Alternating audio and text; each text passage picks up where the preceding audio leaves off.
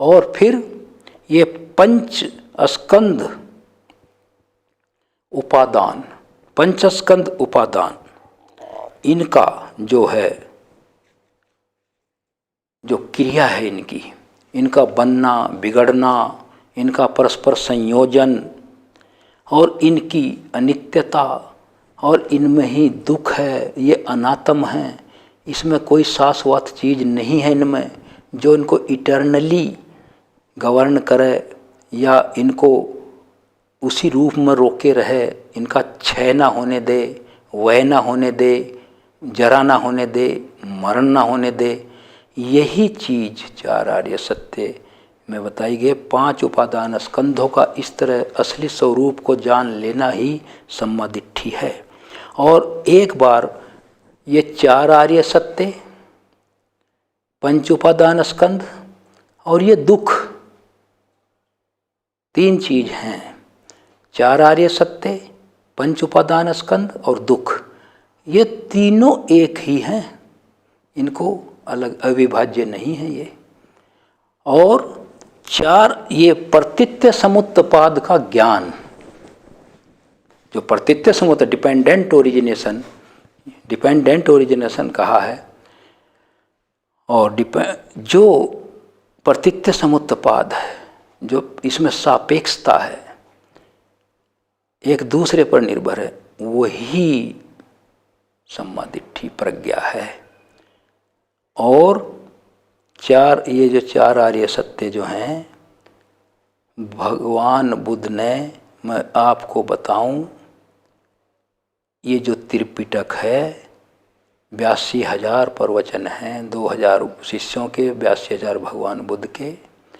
ये भगवान बुद्ध बार बार कहते हैं, इसे अपने शरीर पर अनुभव करो, अपने चित्त पर अनुभव करो। उन्होंने जब तक अपने शरीर को कष्ट दिया, जो उन्होंने तपश्चर्या क्या, सेल्फ मोर्टिफिकेशन किया 6 साल, वो कुछ नहीं मिला।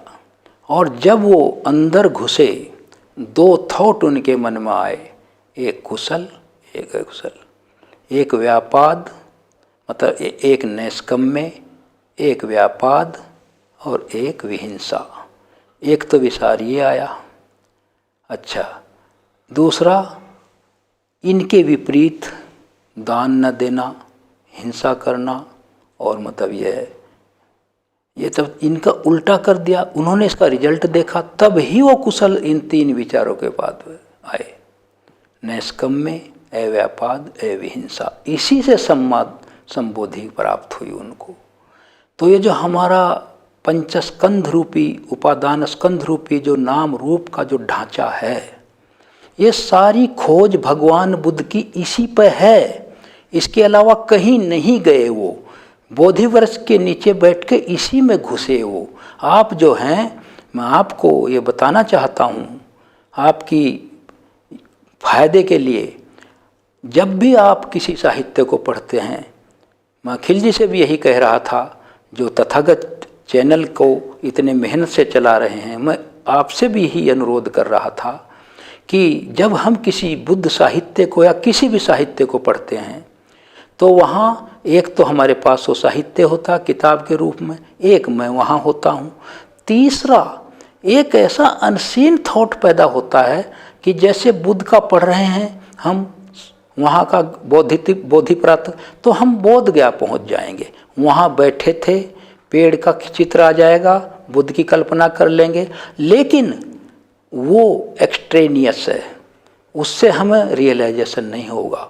जो आप पढ़ो, पहला तो मैंने अनुभव किया है, जैसे आप कोई बुद्ध वंदना कर रहे हों, वो वंदना मुंह से बोल रहे हैं, इसके बाद भी मन कहीं और जा रहा है, वो तो रटी हुई है, वो तो आप बोलते रहेंगे, वो तो याद हो गई है, लेकिन चित्त जहाँ आपका मुख्य कोई काम फंसा हुआ है, परेशानी है या आकर्षण है या कहीं जाना है, चित्त वहाँ बार बार दौड़ रहा है।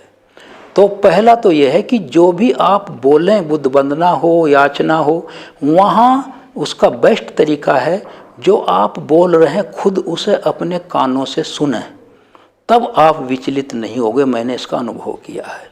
और जब आप अपने ही कानों से सुनना बंद कर देंगे तब आपके चित्त डिस्ट्रैक्ट हो जाएगा, विचलित हो जाएगा। एक तो ये बात है। तीसरी जो फिगर उभरती है बुद्ध के बारे में या किसी के बारे में, कि हम पढ़ रहे हैं किताब सामने, लेकिन सोच वहाँ के श्रावस्ती के बारे में गए थे, वहाँ शरीर त्यागा था कुशीनारा में, लुम्बिनी में, तो फिर आपको वो, आप अंदर नहीं घुसे, आप बाहर घूम रहे हैं। पंचस्कंधों का राइज एंड फॉल, ये दुख क्या है, ये कैसे है, इसको जब आप उसी के जो पढ़ रहे हैं या विपස්සना के उसी के सापेक्ष जब अंदर घुसेंगे आप, तभी आपको इसकी अनुभूति होगी और तभी आप अपने शरीर को जानेंगे। यही त्रिपिटक पूरा इसीलिए उन्होंने कहा, आनंद इस 6 हाथ लंबे शरीर में मैं लोक को देखता हूँ, लोक का समुदय देखता हूँ, लोक का निरोध देखता हूँ, लोक का निरोधगामी मार्ग देखता हूँ। लोक मीन्स मतलब यह है, ये संसार का भव आना जाना, ये लोक नहीं, ये भीड़ ये नहीं, लोक चक्षु ये लोक है, स्रोत ये लोक है, घ्राण लोक है, जिह्वा लोक है, हमारी काया लोक है और हमारा चित्त लोक है। ये लोक है, ये इसी से लोक बनता है, इसी से उत्पत्ति बनती है। जब आप 24 घंटे इस नाम रूप mind and matter, physicality mentality के संयोजन को देखेंगे, मैं चल रहा हूँ, ये नहीं सोचेंगे फिर आप मैं चल रहा हूँ, नहीं, ये नाम रूप का संयोजन चल रहा है, ये मैं नहीं चल रहा। और ये नाम और माइंड एंड मैटर का जो कॉम्बिनेशन है ये चल रहा है। जिस दिन मेरी टांग खराब हो जाएगी मैं कैसे चलूँगा, मेरा रूप जो है वो भंग हो गया, उतना फैकल्टी मेरी खराब हो गई। तो फिर ये आप फिर जो भी आप कर रहे हैं, फिर आपके मन में जो असली विचार सदियों से बैठा हुआ सिंस टाइम इमेमोरियल, वो बिल्कुल एम्बेडिड है आपकी साइके में। क्या?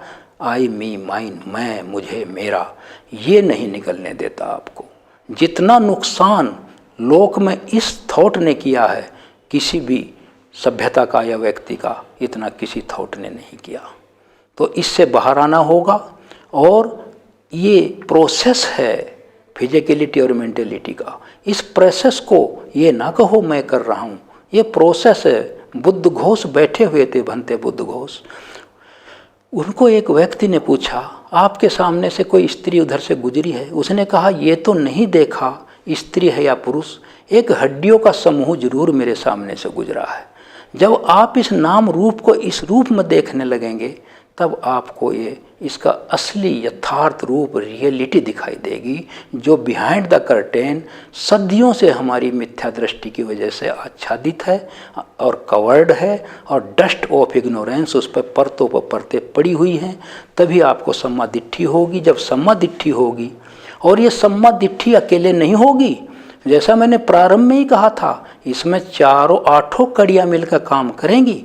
और इन 8 में मेन कड़ियाँ क्या हैं? आपका सम्यक व्यायाम है और आपका सम्मा सती है और आपकी सम्मा दिट्ठी है।